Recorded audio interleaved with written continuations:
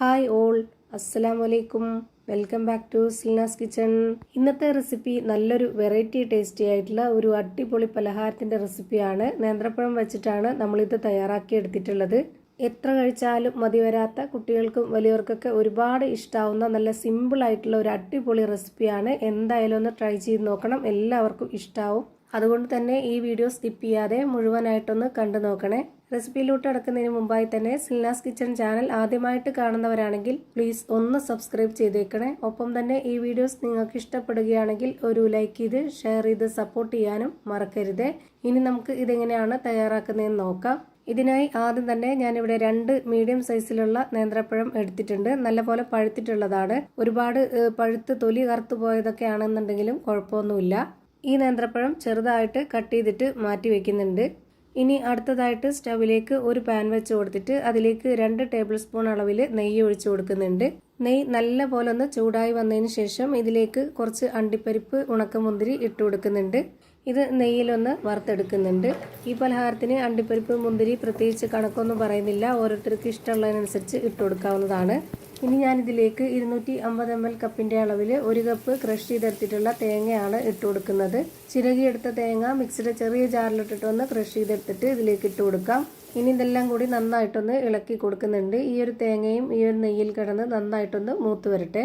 ഇതെല്ലാം നെയ്യിൽ നന്നായിട്ട് മൂത്ത് വരുമ്പോൾ നല്ലൊരു മണമൊക്കെ വരും. ആ ഒരു സമയത്ത് നമുക്ക് ഇതിലേക്ക് കട്ട് ചെയ്ത് വെച്ചിരുന്ന ആ ഒരു നേന്ത്രപ്പഴം ഇട്ട് കൊടുക്കാം. ഈ പലഹാരത്തിന് നല്ലൊരു മണത്തിന് വേണ്ടി ഒരു നുള്ള് ഏലക്കാപ്പൊടി ഇട്ട് കൊടുക്കുന്നുണ്ട്. ഇതിലേക്ക് നേന്ത്രപ്പഴം കട്ട് ചെയ്തെടുക്കുമ്പോൾ ഇതുപോലെ പൊടി പൊടിയായിട്ട് കട്ട് ചെയ്തിട്ട് വേണം ഇതിലേക്ക് ഇട്ട് കൊടുക്കാനായിട്ട്. പിന്നെ ഇതൊന്ന് ചെറുതായിട്ട് ഇളക്കി കൊടുത്തതിന് ശേഷം പിന്നെ ഇതിലേക്ക് മധുരത്തിന് ആവശ്യമായിട്ടുള്ള ശർക്കര ഉരുക്കിയതാണ് ഒഴിച്ചു കൊടുത്തിട്ടുള്ളത്. 250 ml കപ്പിൻ്റെ അളവിൽ 1 കപ്പ് ശർക്കര ഉരുക്കിയതാണ് ഇതിലേക്ക് ഒഴിച്ചു കൊടുത്തിട്ടുള്ളത്. നിങ്ങൾക്ക് ഇഷ്ടമുള്ള മധുരത്തിനനുസരിച്ച് ഉരുക്കി ഒഴിച്ചു കൊടുക്കാവുന്നതാണ്. പിന്നെ ഇതിലേക്ക് മധുരത്തിനെ ബാലൻസ് ചെയ്യാനായിട്ടുള്ള ഒരു നുള്ള് ഉപ്പും കൂടെ ഇട്ട് കൊടുത്തിട്ടുണ്ട്. 200 ഗ്രാം അളവിലുള്ള ശർക്കരയാണ് ഞാനിപ്പോൾ ഇതിലേക്ക് 250 ml കപ്പിൻ്റെ അളവിൽ വെള്ളം വെച്ച് ഉരുക്കിയെടുത്ത് ഇതിലേക്ക് ഒഴിച്ചു കൊടുത്തിട്ടുള്ളത്. ഇനി ഇതൊന്ന് അടച്ചു വെച്ച് കൊടുത്തിട്ട് 1-2 മിനിറ്റ് നേരം ഒന്ന് വേവിച്ചെടുക്കാം. ഈ ഒരു നേന്ത്രപ്പഴമൊക്കെ ചെറുതായിട്ടൊന്ന് വെന്ത് കിട്ടണം, ഉടഞ്ഞു പോവണ്ട. എന്നാലും സ്പാച്ച് വെച്ച് ഇതുപോലെ ഒന്ന് അമർത്തി കൊടുക്കുമ്പോൾ ചെറുതായിട്ടൊന്ന് ഉടഞ്ഞു വരുന്ന ആ ഒരു പരുവത്തിൽ നമ്മൾ ഇതിനെ വേവിച്ചെടുക്കണം. ഇനി നമുക്കിതിൻ്റെ ഫ്ലെയിം ഓഫ് ചെയ്ത് കൊടുക്കാം. ഇനി ഇതൊന്ന് കുറച്ച് ചൂടാറണം. അപ്പോഴേക്ക് നമുക്കിവിടെ ഒരു കാര്യം കൂടി ചെയ്യാനുണ്ട്. ഞാനിവിടെ മിക്സിയുടെ ജാർ എടുത്തിട്ട് ഇതിലേക്ക് 250 ml കപ്പിൻ്റെ അളവിൽ 1/4 കപ്പ് കപ്പലണ്ടി ഇട്ട് കൊടുക്കുന്നുണ്ട്. ഇനി ഇത് നന്നായിട്ടൊന്ന് ക്രഷ് ചെയ്ത് മാറ്റി വയ്ക്കാം. അടുത്തതായി നേരത്തെ റെഡിയാക്കി വെച്ചിട്ടുള്ള ആ ഒരു പഴത്തിൻ്റെ മിക്സിലേക്ക് നമുക്ക് ഗോതമ്പ് പൊടി ഇട്ട് കൊടുക്കാം. മൈദപ്പൊടി വേണമെങ്കിലും ഇട്ട് കൊടുക്കാവുന്നതാണ്. ഞാനിവിടെ ഗോതമ്പ് പൊടിയിലാണ് ചെയ്തെടുക്കുന്നത്. 250 ml കപ്പിൻ്റെ അളവിൽ 2 കപ്പ് നിറയെ ഇതിലേക്ക് ഇട്ട് കൊടുക്കുന്നുണ്ട്. ഒരു പകുതി ചൂടായിട്ടിരിക്കുമ്പോഴാണ് നമ്മൾ ഇതിലേക്ക് ഈ ഒരു ഗോതമ്പ് പൊടി ഇട്ട് കൊടുക്കുന്നത്. ഇതിലേക്ക് ഇനി വേറെ വെള്ളത്തിൻ്റെ ആവശ്യമൊന്നുമില്ല. നമ്മൾ ഇതുപോലെ സ്പാച്ച് വെച്ച് നന്നായിട്ടൊന്ന് യോജിപ്പിച്ച് കൊടുക്കുക. ഇതുപോലെ നന്നായിട്ടൊന്ന് യോജിപ്പിച്ചെടുത്തതിന് ശേഷം ഇനി നമുക്ക് നേരത്തെ പൊടിച്ച് വെച്ചിരുന്ന ആ ഒരു കപ്പലണ്ടി ഇതിലേക്ക് മുഴുവനായിട്ടും ഇട്ട് കൊടുക്കാം. കപ്പലണ്ടി നേരത്തെ തന്നെ ഇട്ട് കൊടുക്കണം എന്നുള്ളവർക്ക് അങ്ങനെ ഇട്ട് കൊടുക്കാം. പക്ഷേ കുറച്ചുകൂടി ടേസ്റ്റ് നമ്മളിതുപോലെ മാവ് റെഡിയാക്കി എടുത്തതിന് ശേഷം കുഴയ്ക്കുന്നതിന് തൊട്ട് മുമ്പായിട്ട് ഇട്ട് കൊടുത്തിട്ട് ഇതുപോലെ നന്നായിട്ട് കുഴച്ചെടുക്കുമ്പോഴാണ്. അപ്പോഴാണ് നമുക്ക് കടിക്കാനൊക്കെ കിട്ടുന്നത്. ഒട്ടും തന്നെ വെള്ളം ഒഴിച്ചു കൊടുക്കാതെ ആ ഒരു ശർക്കരയുടെ ആ ഒരു നനവിൽ തന്നെയാണ് നമ്മളിത് കുഴച്ചിട്ടെടുക്കുന്നത്. അതുപോലെ നമ്മൾ ഈ ഒരു മാവ് റെഡിയാക്കി എടുക്കുമ്പോൾ നല്ല ടൈറ്റ് ആയിട്ട് വേണം റെഡിയാക്കി എടുക്കാനായിട്ട്. എന്നാലേ നമ്മൾ ഉദ്ദേശിക്കുന്ന ആ ഒരു പരുവത്തിലും ടേസ്റ്റിലൊക്കെ കിട്ടുള്ളൂ. ഇപ്പം ഞാനിവിടെ നല്ല രീതിയിൽ കുഴച്ചെടുത്തിട്ടുണ്ട്. ഇനി നമ്മുടെ കയ്യിൽ കുറച്ചൊന്ന് നെയ്യ് സ്പ്രെഡ് ആക്കിയതിന് ശേഷം ഇതിൽ നിന്ന് കുറച്ച് മാവ് എടുത്തിട്ട് കുറച്ച് വലിപ്പത്തിലാണ് എടുത്തിട്ടുള്ളത്. മാവ് നമ്മുടെ ഉള്ളംകൈയിൽ വെച്ചിട്ട് നന്നായിട്ടൊന്ന് അമർത്തി ഉരുട്ടിയെടുത്ത ശേഷം ഈ ഒരു ഷേപ്പിലാണ് ഞാൻ റെഡിയാക്കി എടുക്കുന്നത്. നമുക്കിഷ്ടമുള്ള ഏത് ഷേപ്പിലോ ആകൃതിയിൽ വലിപ്പത്തിൽ വേണമെങ്കിലും എടുക്കാവുന്നതാണ്. ഞാനിപ്പോൾ ഇവിടെ ഈ ഒരു ഷേപ്പിൽ റെഡിയാക്കി എടുത്തു.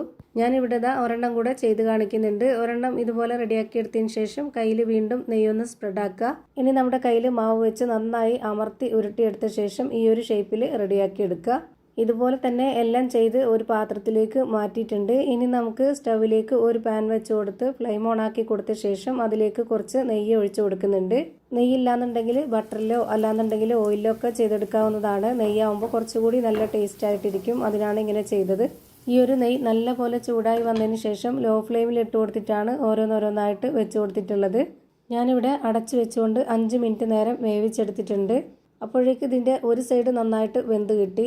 ഈ ഒരു 2 എണ്ണം ഓവർ കുക്കായിട്ടുണ്ട്. അത് ആ ഒരു ഭാഗത്ത് കുറച്ച് തീ കുറച്ച് കൂടുതലാണെന്ന് തോന്നുന്നു, അതുകൊണ്ടായിരിക്കും. ബാക്കിയെല്ലാം കറക്റ്റാണ്.